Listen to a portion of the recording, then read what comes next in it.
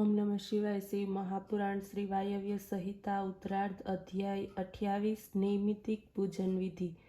ઉપમન્યુ બોલ્યા, હે શ્રી કૃષ્ણ, સર્વ મહિનાના બંને પક્ષો અષ્ટમી ચતુર્દશીના દિવસે ઉત્તરાયણ કાળમાં સંક્રાંતિના સમયે ગ્રહણ સમયે વિશેષ પૂજન કરવું. મહામહિનામાં પંચગવ્યનું શોધન કરીને શિવ સ્નાન કરાવવું, પછી પોતે તેનું પાન કરવું. એના પાન દ્વારા પાપોનો નાશ થાય છે. પોષ મહિનામાં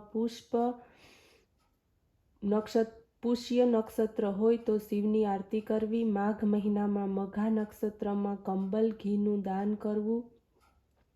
ફાગણ મહિનામાં ઉત્તરા ફાલ્ગુની નક્ષત્રમાં મોટો ઉત્સવ કરવો. ચૈત્રના ચિત્રા નક્ષત્રમાં શિવજીનો ઉત્સવ કરવો. જેઠના મૂળ નક્ષત્રમાં શીતલ જળનું કુંભ દાન કરવું. અષાઢના ઉત્તરાષાઢા નક્ષત્રમાં પવિત્ર વ્રતને ધારણ કરવું. શ્રાવણના શ્રવણ નક્ષત્રમાં પ્રાકૃત પ્રકારના સર્વ મંડળ બનાવીને પૂજન કરવું.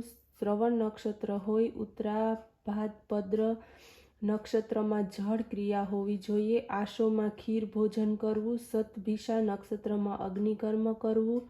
કાર્તિકમાં કૃતિકા નક્ષત્રમાં સહસ્ત્ર દીપક પ્રગટાવી દાન કરવું. મૃગશીર્ષ મહિનામાં આદ્રા નક્ષત્રમાં ઘીથી સ્નાન કરાવવું. જો શક્ય ન હોય તો અવશ્ય ઉત્સવ કરવો. વિશેષ પૂજન પણ કરવું. જો શુભ કાર્ય કરવામાં આવતું હોય એમાં ચિત્ત ખેદને પ્રાપ્ત કરવું હોય તો સ્વપ્ન જોવામાં આવે, દુષ્ટ પુરુષ દેખવામાં આવે, કોઈ ઉપદ્રવ થાય, સમય શુભ ન હોય, રોગી થવાય તો આ વાતોમાં જપ, સ્નાન, પૂજન, ધ્યાન, હવન, દાન વગેરે કર્મ પુરસ્સરણ પ્રાયશ્ચિત કરી લેવા જોઈએ. એ પછી શિવાગ્નિ પાસે જઈને કાર્ય કરવું. જે પુરુષ આ પ્રમાણે હંમેશા આચરે છે તે એક જ જન્મમાં મોક્ષને પ્રાપ્ત કરનાર થાય છે.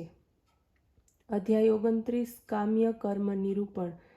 શ્રી કૃષ્ણ બોલ્યા, હે મહર્ષિ, હવે હું કૃપા કરીને મને શિવ ધર્મના અધિકારી પુરુષનું કર્તવ્ય કર્મ કહો. ઉપમન્યુ બોલ્યા, હે શ્રી કૃષ્ણ, ઐહિક તેમજ આમુષ્મિક ભેદથી કર્મના 2 પ્રકાર છે. પછી આમુષ્મિક કર્મ 5 પ્રકારના છે: ક્રિયામય, તપોમય, જપમય, ધ્યાનમય અને સર્વમય.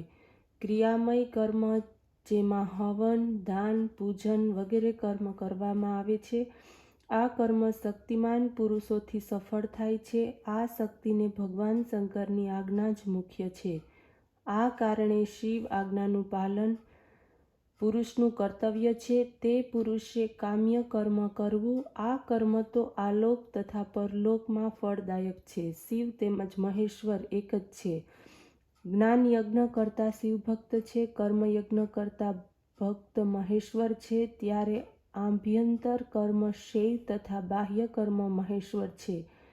ગંધ, રસ, વર્ણ વગેરે દ્વારા ભૂમિ પરીક્ષા કરીને મન ઇચ્છિત વિધાન મૂર્તિને માટે પૃથ્વીના પૃષ્ઠ પર પ્રથમ પૂર્વ દિશાની ઉત્પત્તિ કરવી.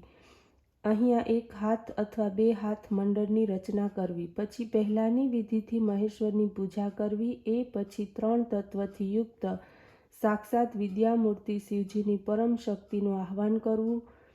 5 ઉપકરણોની સાથે પૂજન કરવું. એના પછી 5 આવરણ પૂજાનો પ્રારંભ કરવો. ઓમ નમઃ શિવાય.